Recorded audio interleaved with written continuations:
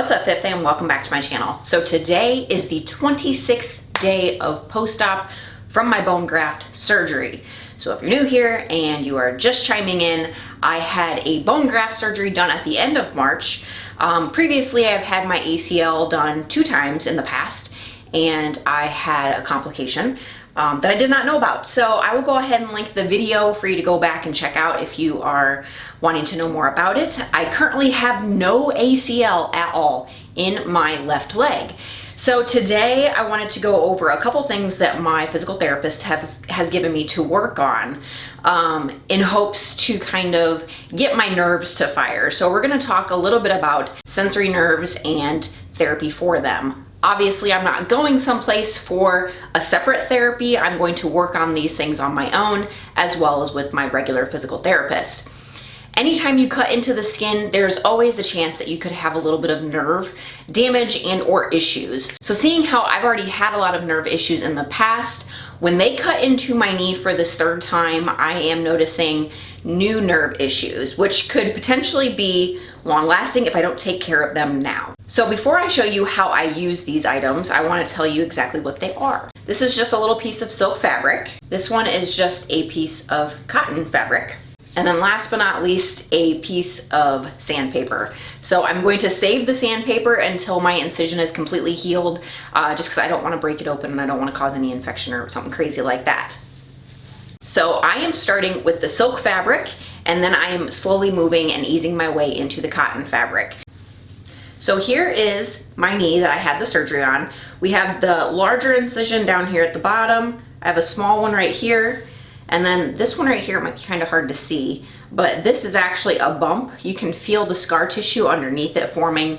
And then I have a really small one up here. This large incision was actually from my first ACL surgery, and they went into the same incision for the second one. So the first piece of fabric I'm going to use is the silk. I basically just wrap it around my fingers, and then I softly go in a circular motion on top of my incision and then work my way around the incision as well. So my incision itself is a little bit tender to the touch. The silk makes it a lot easier and not nearly as painful actually.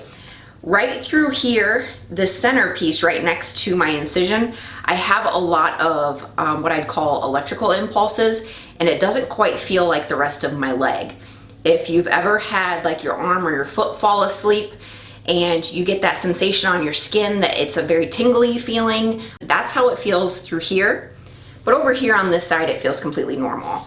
So I'm just using the silk in a circular motion all over. I'm trying to get those nerves to fire and to get used to the different types of material. So after a couple minutes of the silk, I'm going to then move on to the cotton. Same thing, wrap it around my fingers.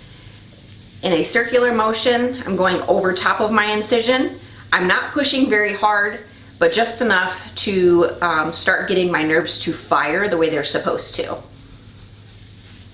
I'm not focusing on just one specific area, so I'm not just, going in a circular motion in one spot. I'm going all the way around the incision as well as on top of the incision, because I want to be able to get my nerves all over to fire, not just in one area.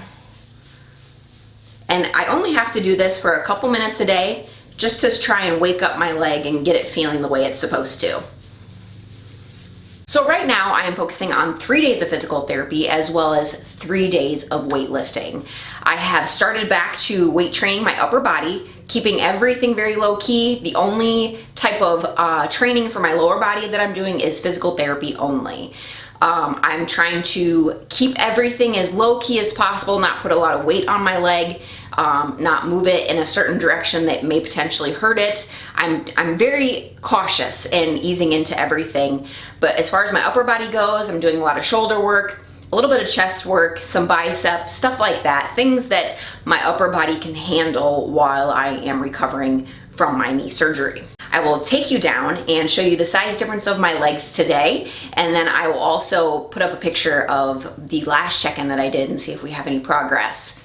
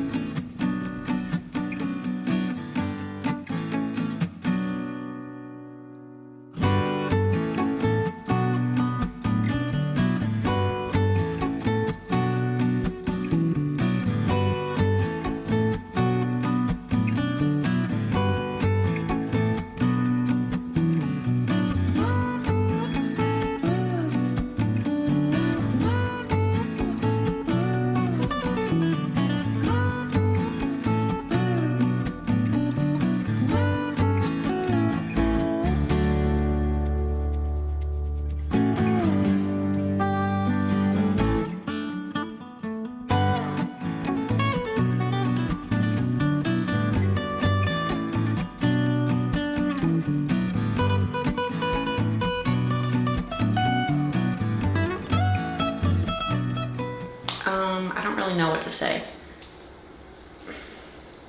When you say nothing at all. Alright guys, I'm signing off for the day. Don't forget to tap that subscription button if you haven't already, and follow me along on the rest of my recovery journey with having no ACL and kind of navigating through this bone graft surgery. I'd like to give everybody a big thank you for sticking with me this far, and I hope to have more content coming soon with me actually doing weightlifting things.